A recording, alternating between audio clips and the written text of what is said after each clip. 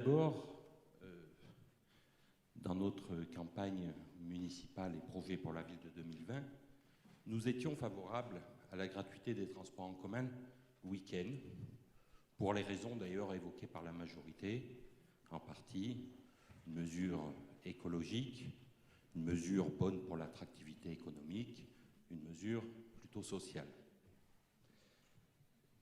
Nous avons d'ailleurs voté favorablement au conseil syndical du SMTC, M. Sineux l'a rappelé tout à l'heure, puisqu'il y a eu un vote qui s'est fait à l'unanimité.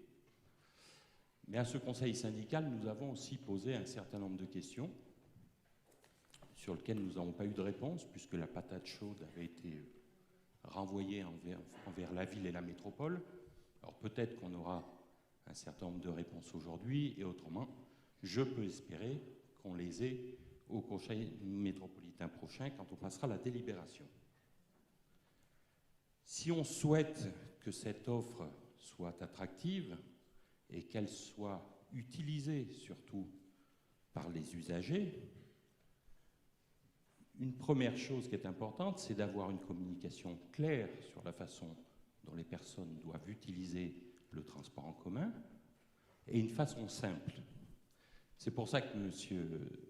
Sineux, en conseil SMTC, je vous avais posé la question, est-ce que les parkings relais des pistes et Henri Dunant seront gratuits? Parce que s'ils ne sont pas gratuits, aujourd'hui, le parking relais, que ça soit des pistes ou Henri Dunant, c'est 6 € avec 4 tickets donnés par voiture pour chacun des passagers afin de prendre les transports en commun. Mais aujourd'hui, les tickets, ils n'en ont plus besoin, puisque le transport est gratuit. Donc ça veut dire qu'ils vont continuer à payer un parking à 6 €, alors que s'ils viennent se garer place Renou, par exemple, ou Cours-Sablon, pour une après-midi, ils vont payer 2,70 €.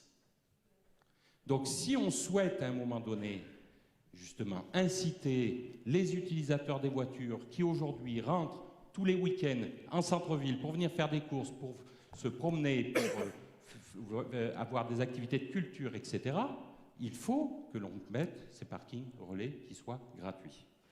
Donc ça, c'est ma première question. Se posent aussi les questions des abonnements. Plusieurs citoyens de la ville qui sont abonnés au transport en commun m'ont posé la question. Est-ce qu'on va avoir une réduction sur notre abonnement? Parce que si on fait le calcul, c'est un peu plus de 100 jours de gratuité dans l'année. Donc ils sont dans le droit de nous demander aujourd'hui, ça veut dire qu'on va avoir une réduction de 30% sur nos abonnements. Alors, autre question, Monsieur Sineux, est-ce qu'il y a une réduction sur les abonnements qui arrivera sur l'année 2022? Je crois que non, puisqu'on a voté le maintien des tarifs pour l'année 2022 au dernier conseil syndical du SMTC. Alors, on pourrait dire, ça fait quoi, 30%? Moi, j'ai fait le calcul, hein, j'ai une mère de famille qui est de mémoire, hein.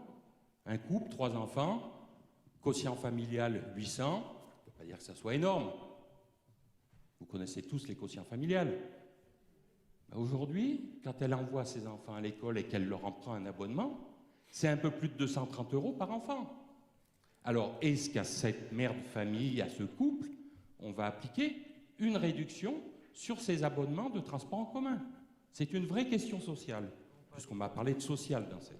Puis on m'a dit tout à l'heure, j'ai entendu quelqu'un dire la cible, c'est la famille. Ils vont pas à l'école le samedi. Voilà, donc pour toutes ces questions, nous voterons favorablement, mais j'aimerais qu'à un moment donné, notre groupe, puisque nous les avons déjà posés en conseil syndical du SMTC, puisse avoir une réponse claire sur les problèmes des parkings relais et sur les problèmes de ces abonnements. Je vous remercie.